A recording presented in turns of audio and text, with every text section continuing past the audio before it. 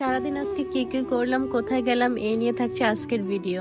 Hello everyone, আসসালামু আলাইকুম। This is me অনন্য অনু। ঘুরতে যাওয়া বললেও চলে, আবার হচ্ছে কিছু কেনাকাটার দরকার ছিল, এই জন্য মার্কেটে যাওয়া বললেও চলে। চকবাজার যাওয়ার জন্য রিক্সা নিলাম। চকবাজারের রাস্তাগুলো সবসময় প্রচুর পরিমাণে অনেক জ্যাম থাকে, বিশেষ করে রোজার মধ্যে তো এই জায়গায় আসাই যায় না, অনেক পরিমাণে জ্যাম থাকে এখানে।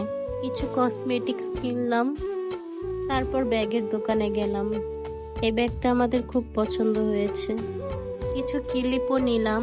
টুকটাক কেনাকাটা শেষে সদরঘাটের উদ্দেশ্যে দুজনে হাঁটতে শুরু করলাম। যখনই আমরা ফ্রি থাকি তখনই কোনো না কোনোভাবে ঘোরার প্ল্যান করে ফেলি।